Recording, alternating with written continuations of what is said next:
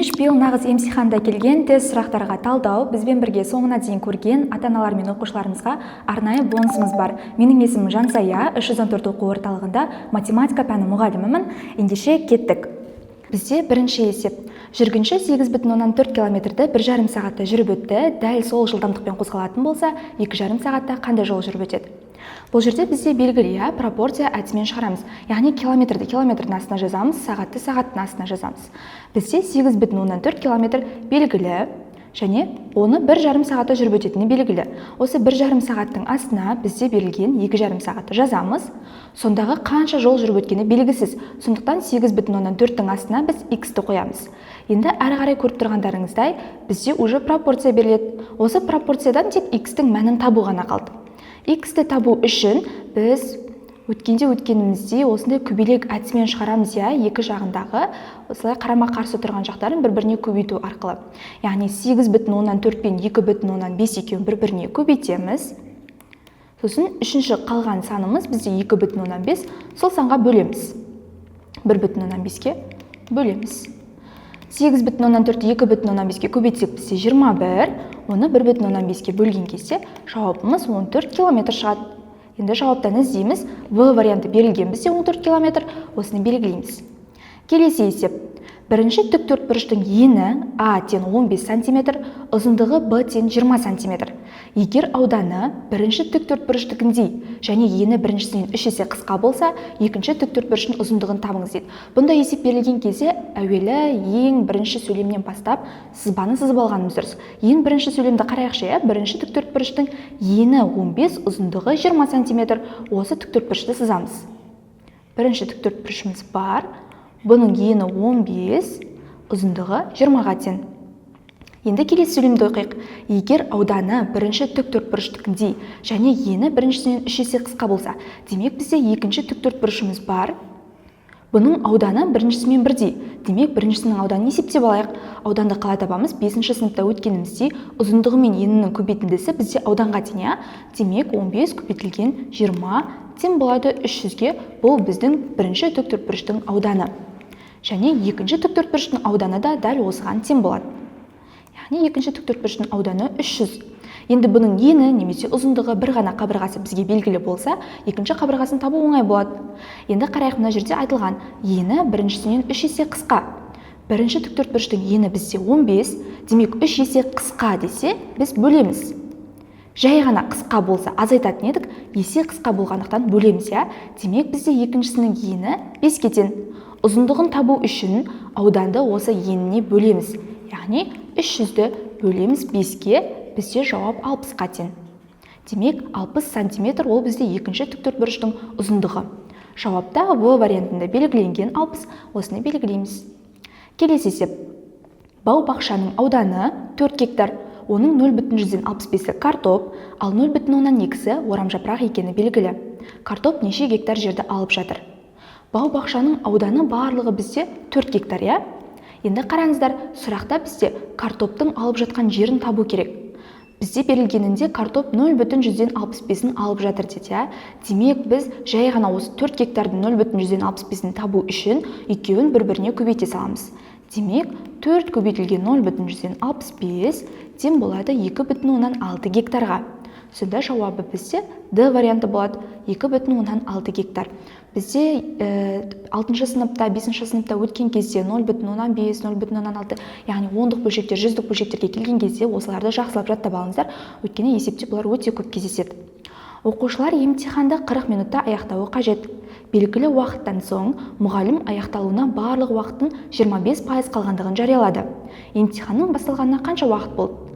Енді қараңыздар, сіздерге емтиханда 40 минут уақыт берілді, Осы уақыттың сіздерде ең соңында 25%-і қалды. Демек 40-тың біз 25%-ін табайық.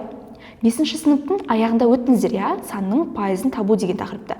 Санның пайызын тапқан кезде осы санды пайызға көбейтесіздер және 100%-ға бөлесіздер. Сол кезде бізде санның пайызын табуға болады. Яғни 40-ты 25-ке көбейтіп, 100-ге бөлсек, бізде 10-ға тең болады.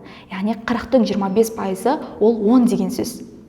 Көбінесе 25%-ді 4-тен 1 бөлігі деп есте сақтап қалсаңыздар да болады. Енді бізде 40 минуттың 10 минуты соңында қалған болса, қанша уақыты өткен деген сұрақ қойып тұр. Яғни қанша уақыт болды оның басталғанына. Бұл жерде жауабымыз енді белгілі, 40-тан 10-ды азайтып, жауабын 30-ды белгілейміз. Келесі есеп санның бөлігін табуға байланысты. 27 санының 3-тен 2 бөлігінің 4-тен 1-ін табыңыз дейді. Енді қараңыздар, санның пайызын тапқан кезде тек бізде санды осы бөлшекке көбейте саламыз. Өте оңай. Бірақ сіздер бұл кезде натурал санды жай бөлшекке көбейтуді жатқа білулеріңіз керек. Енді бұл жерде біз 27-ні бірінші көбейтеміз 3-тен 2-ге, осыдан шыққан санды барып 4-тен 1-ге көбейтетін боламыз. 27-ні 3-тен 2-ге көбейткен кезде қараңыздар, бізде өттіге 5-ші сыныпта кез келген санның бөлімінде көрінбейтін 1 болады. Сондықтан 1-ден 27 көбейтілген 3-тен 2 деп аламыз. Әрі қарай уже белгілі бізде кәдімгі көбейту амалы сияқты қысқартуды орындаймыз. 27 мен 3-ті қысқартқан кезде бізде 27-де 9 қалады. Демек жауабы 9-ды 2-ге көбейтіп 18 дейміз. Сонда 27-нің 3-тен 2 бөлігі бізде 18 болса, осы 18-дің 4-тен 1 бөлігін тапсақ, бізде жауабымыз белгілі болады. Әрі қарай 18-ті көбейтеміз 4-тен 1-ге. Енді тағы да қысқарту амалын орындаймыз. 18 бен 4-ті қысқартамын, екеуі де 2-ге бөлінеді. Демек жауабымыз 2-ден 9. Бұл жерде В вариантын белгілейміз. Келесі есеп. Бір отбасыда 8 жыл бойы бір күнде бір бала туылған. Бір күнде бір бала туылған деген, бұл жерде әр жыл сайын бір күнде, яғни 14-ші ақпан болса, 14-ші ақпанда, келесі жылы 14-ші ақпанда деген сияқты бір баладан туылып отырған. Ең алдымен 3 ұл, содан соң 5 қыз. Қыздардың жастарының қосындысы ұлдардың жастарының қосындысына тең болған кезде ең кенже қыздың жасы нешеде болған дейді. Енді қараңыздар, ең кенже қыздың жасын қазір 1-де деп алайық, мысал ретінде. Ал демек, екінші қыздың жасы ол 2-де, одан кейін 3-те, 4-те, 5-те. Бұл бізде қыздарының жастары. Ал енді ұлдары дәл осылай 6-да, 7-де және 8-де болады. Енді қараңыздар, қыздардың жастарының қосындысы дейді. Демек, қыздардың жастарын бір-біріне қосамыз. Ол ұлдардың жастарының қосындысына ұлдардың да жастарын қосамыз. Осыны есептеп алайық. Бұл жерде қыздардың жастарының қосындысы бізде 15-ге тең, ұлдардың жастарының қосындысы 21-ге тең. Осы екеуі тең болған кезде ең кенже қызының жасы нешеде болған? Демек, екеуі қанша жылдан кейін мына қосындылары теңеседі? Яғни 15-ге. Қараңыздар, бізде 1 жылдан кейін бірінші қызының жасы 2-де болады, яғни 1 жылдан кейін кенже қызына 1 жас қосылады, одан кейінгі қызына да барлық қызына 1 жастан қосылады деген сөз. Демек, мына 15-ге 5-ті қосамын және оны x-ге жылға көбейтем. 2 жылдан кейін оларға 10 қосылады, 3 жылдан кейін 15 қосылады деген сияқты. Ал мыналарға да әрқайсына 1-1-ден қосылып отырса, оларға демек 3x қосылады. Енді осы 2 теңдеуді бір-біріне теңестірем, өрнекті. Яғни 15 қосылған 5x тең болады 21 қосылған 3x. Бұны енді сіздер 6-шы сыныпта өте жақсы білесіздер бұндай теңдеуді шығаруды, өйткені теңдеудің оң жақ бөлігіндегісін сол жаққа көшіру, сол жақ бөлігіндегісін оң жаққа көшіру, таңбаларды ауыстыру деген сияқты болады. Енді бұл жерде біз әрі қарай тек 5x азайтылған 3x, яғни айнымалыларды бір жаққа жинаймыз. Және сандарды 21 мен 15-ті бір жаққа жинаймыз. 5x-тен 3x азайтсақ 2x тең болады 6-ға. X-тің мәнін бұл жерден 5-ші сыныптың оқушыларды таба алады 3-ке тең. Демек, 3 жылдан кейін теңеседі деген сөз жастары. Енді бізде сұрағаны ең кенже қызының жасы нешеде болған? 3 жылдан кейін кенже қызының жасы, яғни осы мына 1-ге 3-ті қоссақ, бізде 4-те болады деген сөз, кенже қызы. Демек, Д вариантын белгілейміз. Сіздерде тестте осындай адамның жастарына байланысты есептер көптеп келуі мүмкін. Сондықтан адам жастарына байланысты есептерді көптеп қараңыздар. Қандай 2 таңбалы санның цифрларының қосындысын 6-ға көбейткенде, сол 2 таңбалы санның өзі шығады. Бізде қараңыздар, 2 таңбалы сан деген, 2 таңбалы сандар өте көп. Яғни 10-нан бастап 99-ға дейінгі сандардың барлығы 2 таңбалы санға жатады. Біз оның әрқайсысын есептеп отыра алмаймыз.